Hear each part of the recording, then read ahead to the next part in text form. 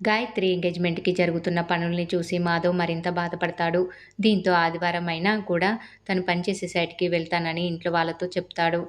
కానీ ఇంతలోనే మాధవ్ వద్ద పనిచేసే బన్నీ ఫోన్ చేసి సెట్ సైట్‌కి తాళం వేసుకుని వెళ్ళాడు కదా! సోమవారం ఏ టైంకి పనిలోకి రావాలి అని కనుక్కునే ప్రయత్నం చేస్తాడు. దీంతో మాధవ్ తమకి అబద్ధం చెప్పాడని అర్థమవుతుంది. ఇలాంటి టైంలో మాధవ్‌ని ఒంటరిగా కూడదని అంతా అనుకుంటారు. ఈరోజు వంట నేనే చేస్తాను అని మహాలక్ష్మి అనడంతో అంతా షాకయిపోతారు. కాఫీ కూడా పెడతాను అని మహాలక్ష్మి అనడంతో అంతా షాకయిపోతారు. ఇంతలో నారాయణ కూడా అక్కడికి వస్తాడు.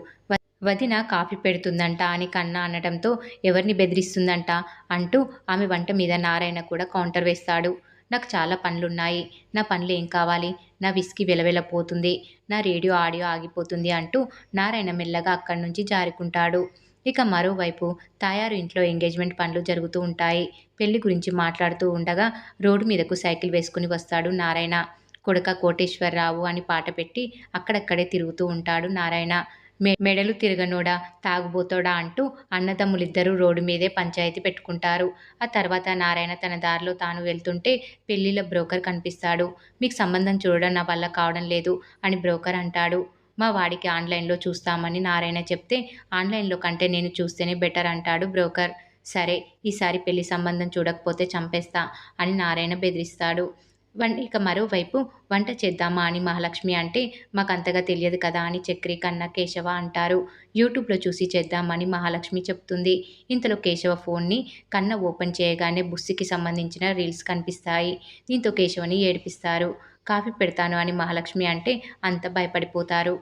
కావాలంటే చక్రి మీద ప్రయోగం చేయండి అని కన్న చెప్తాడు. మీ నాన్న కూడా చక్రి మీదే ప్రయోగం చేయమని అన్నాడని మహాలక్ష్మి కూడా చెప్తుంది. ఇంతలో నారాయణ కూడా వస్తాడు. మహాలక్ష్మి కాఫీ పెడతాను అని చెప్పడంతో అటు నుంచి అటే పారిపోతాడు నారాయణ. ఇక తాయారు ఇంట్లో పెట్టిన పెళ్లి పాటలు విని మాధవ్ మరింత ఎమోషనల్ అవుతాడు. దీంతో మాధవ్ని బయటకు తీసుకువెళ్లే ప్రయత్నం చేస్తారు. ఎలాగో గ్యాస్ అయిపోయింది కదా, అందరం కలిసి బయటికి వెళ్దామని మహాలక్ష్మి చెప్తుంది. మా నాన్న కూడా నెలకొకసారి బయటకు తీసుకెళ్లేవాడు అని అంటుంది. అందరం కలిసి బయటికి వెళ్దామని కేశవ, చక్రి అంటాడు. పెళ్లి పాటల గోల మాధవ్ వినలేకపోతాడు. ఇక అందరం కలిసి బయటికి వెళ్దాంలే అని ఒప్పుకుంటాడు మాధవ్. వీరితో పాటు నారాయణ కూడా రెడీ అవుతాడు. ఇక అందరూ కలిసి బుల్లి కారులో ఇరుక్కొని కూర్చుంటారు. ప్లేస్ చాలడం లేదు కదా, నేను వైన్స్ దగ్గర దిగిపోతాను అని నారాయణ అంటే మహాలక్ష్మి ఫైర్ అవుతుంది. ఇక కారులో అలా బయలుదేరారో లేదో పెళ్ళికొడుకు తండ్రి అడ్డంగా వస్తాడు. మన మన ధర్మాత్ముడు అంటే పెళ్ళికొడుకు తండ్రి మాధవ్‌ని ధర్మాత్ముడు అని పిలుచుకుంటాడన్నమాట. మన ధర్మాత్ముడు మాధవ్ కనిపించాడు. ఎంగేజ్మెంట్‌కి వచ్చారా? మా బావగారు పిలిచారా అని అంటాడు పెళ్ళికొడుకు తండ్రి. మీ బావగారు పిలిచారా? మీ బావ పిలిస్తేనే లోపలికొస్తారా అని గాయత్రి తండ్రిని, రమణయ్యని పెళ్ళికొడుకు తండ్రి పిలుస్తాడు. ఇక వాళ్ళిద్దరూ ఎంతకీ వచ్చిన నారాయణ కుటుంబాన్ని లోపలికి పిలవకపోవడంతో పెళ్ళికొడుకు తండ్రి ఫైర్ అవుతాడు. వీళ్ళని లోపలికి పిలుస్తారా? లేదంటే ఎంగేజ్మెంట్ ఆపేయమంటారా అని ఆగ్రహిస్తాడు. దీంతో తాయారుతో కలిసి పిలుస్తామని పురుషోత్తం, రమణయ్య లోపలికి వెళ్తారు. వీళ్ళా? అంటూ తాయారు షాక్ అవుతుంది. పిలిచిన వెంటనే వచ్చారు కదా, లోపలికి పిలవండి అని పెళ్ళికొడుకు తండ్రి అంటారు. చూశారా మీ వియంకులు ఎలా ఉన్నారు, కనీసం మర్యాద కూడా చెయ్యరు అని నారాయణ అంటాడు. దీంతో తాయారు, రమణయ్య, పురుషోత్తం కలిసి ఆ కుటుంబాన్ని లోపలికి రమ్మని పిలుస్తారు. దీంతో మాధవ్‌ని పెళ్ళికొడుకు తండ్రి దగ్గరుండి మరీ లోపలికి తీసుకెళ్తాడు. ఎంగేజ్మెంట్ ఈవెంట్‌లో గాయత్రి, మాధవ్ ఇద్దరు కూడా ఒకరినొకరు చూసుకుంటూ బాధపడుతూ ఉంటారు. ధర్మాత్ముడు ఇలా రా, నా కొడుకు కూడా నీలాంటి వాడే అని పెళ్ళికొడుకు తండ్రి పిలుస్తాడు. కానీ స్టేజ్ మీదకు వెళ్లేందుకు మాధవ్ అంగీకరించడు. బయటకు వెళ్ళిపోదామని గాయత్రి కూడా చాలా ఇబ్బంది పడుతుందని మాధవ్ బాధపడుతూ ఉంటాడు. కానీ ఇంతలో నారాయణ ఈ ఈవెంట్‌లో బ్రేకప్ సాంగ్స్ పెట్టిస్తాడు. ఆ సాంగ్స్ విని చక్రి, కేశవ, కన్న నవ్వుకుంటారు. కానీ మాధవ్ మాత్రం వెళ్ళిపోదామని అంటాడు. మనల్ని అంతలా అవమానించారు. వాళ్ళని కాసేపు టెన్షన్ పెడదామని చక్రి, కేశవ అంటారు.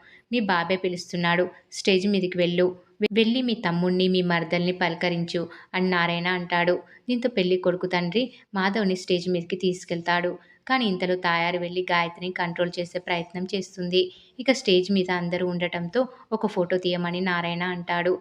అయితే పెళ్ళికొడుకు తండ్రి మాత్రం మనమంతా ఎందుకు, పెళ్ళికొడుకు, పెళ్ళికూతురు, ధర్మాత్ముడు అంటే మాధవ చాలు కదా అని తాయారిని పక్కకి వెళ్ళమంటాడు. ఈ ముగ్గురు ఫోటో దిగుతుంటే మనం కూడా దిగుదాం పదా అని చక్రి అంటాడు. ఇంతలో పెళ్ళికొడుకు తండ్రి నారాయణ కుటుంబాన్ని అంతా కూడా స్టేజ్ మీదకి పిలుస్తాడు. ఇక వీరంతా ఇలా స్టేజ్ మీదకి వెళ్ళడంతో పురుషోత్తంకి కోపం వస్తుంది.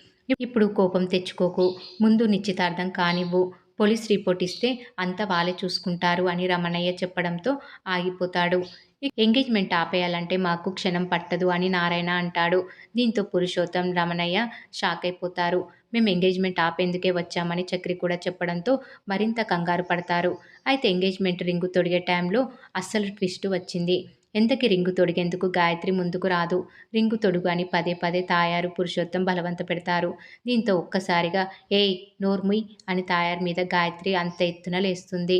ఇక రేపటి ఎపిసోడ్లో గాయత్రి తన మౌనాన్ని వీడి బావ అంటేనే ఇష్టమని, బావని పెళ్లి చేసుకుంటానని గాయత్రి చెప్పేస్తుంది.